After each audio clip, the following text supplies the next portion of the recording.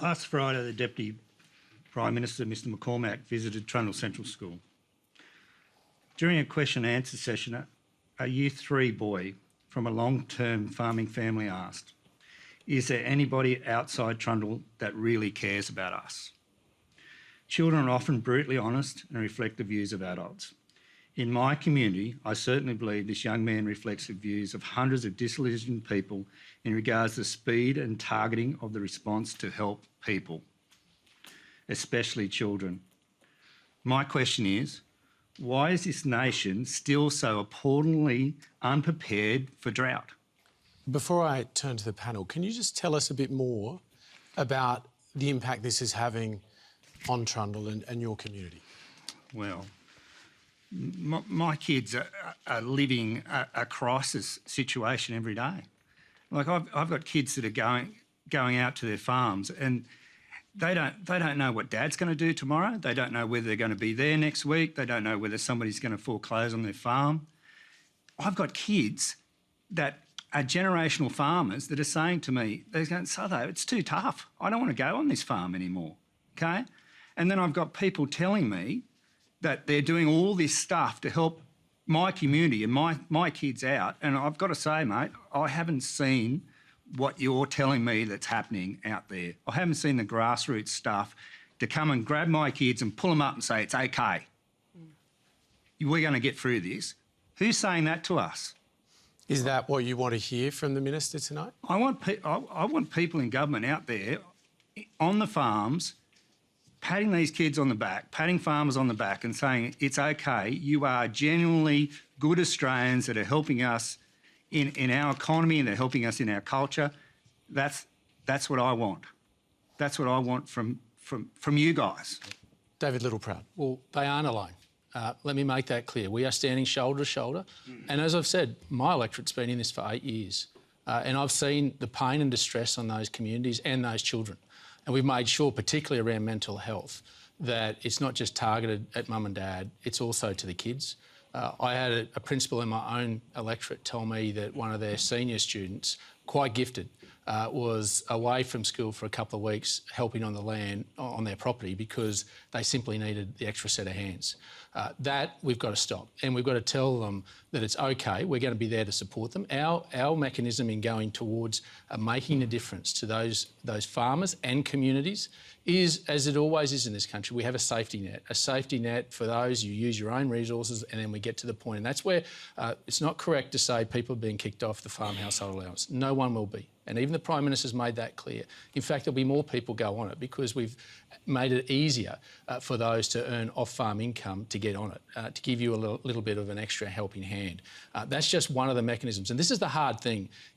Drought is different to other natural disasters because you can rebuild a bridge or a house and you can see it happen. Droughts deplete landscapes and bank balances, and it starts at the farm gate and then it spreads through the economies. And so as it continues to worsen, you've got to continue to take that next step and try and target into those communities and try and make a difference by stimulating it. And that's what we've tried to do, and that's the best way to try and ensure the communities get through as well as those on the land. And there is a future. Make no mistake, we have seen the 5th consecutive year of median land prices, dollars per hectare of land, agricultural land, go up. In fact, last year, in 2018, it went up 10.7%. So there is a future in agriculture. The story of agriculture is just add rain. And we can't beat ourselves up because we have been through this before. And let me tell you, we'll be through it again. But that's why we've got to, as Fiona's quite clearly articulated, we've tried to say, let's not just try and get you through, but make sure you're prepared even better for the next one. Kate? Can I ask you a question? Yeah. When they used to drive through puddles, are you blokes going to leave us alone? Is that going to be it? Or is it going to be the 2 or 3, 4 years it's going to take to get these communities back on track, that the government's going to be there helping us? You're so right. One rain event will not break this. I can tell, I used to be an ag banker. I can tell it's going to take at least 3 or 4 just average years to get us back up on our feet. And one of the things we've said from the start, we get castigated for going out and sitting and kicking the dust and trying to talk to people. You know what? I say to everybody, Joel, the whole lot of us, get out there and listen and learn. You know what? If you had all the answers, you wouldn't be out there. But we're going out and we're listening to them, and that's why we continue to change our tact every time with a different package to make sure it's targeted to you, to those that are most vulnerable. I need to bring in Joel Fitzgibbon here. Yeah, look, I don't want to have a blue of David on national television about drought, that's for sure, but that is just patently incorrect, David. 600 farming families have already been taken off farm household allowance because they've been on it too long, and by the department's own admission, another 500 families will be taken off farm household allowance by Christmas.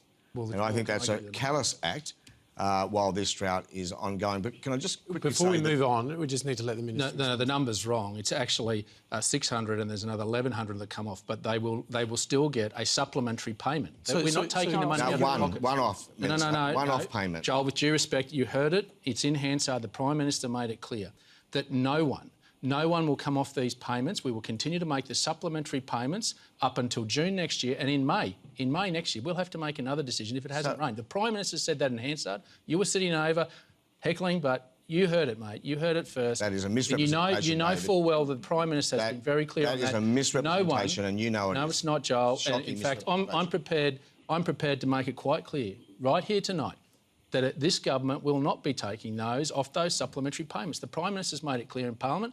He's in Hansard. He can't run away from it. Just think through the rationale of all the logic of this. They get a weekly or fortnightly payment. The Prime Minister's going to take them off the payment, and then he's going to give them 6 months of payment in advance as a cash payment on the way out. It's very easy for the Prime Minister to say, oh, don't worry, maybe next year we'll think about another cash payment. What is the logic or rationale behind that approach? Let me bring no Kate sense McBride whatsoever. back in here. What do you make of this? Because we started the night talking about whether politicians had turned this into a political stoush instead of solving the problem. What's your reaction to the exchange you've just seen? I think we can see it right here. I mean, the question was about what's the future for the kids? And that's exactly my question as well. Like, as a young farmer, I'm 21 years old, where's my future in all this? I spoke to people just this week saying that there were people in their communities taking kids out of boarding school because they can't afford it anymore. That's destroying their future. But then also they get dragged back to a property where they can't even see a future themselves. Like, what are we doing for these kids? We are, like, you know, they're not going to be allowed to be in the cities. They come home, there's nothing for them there. I don't understand. For kids, what are we doing? How are we helping these kids?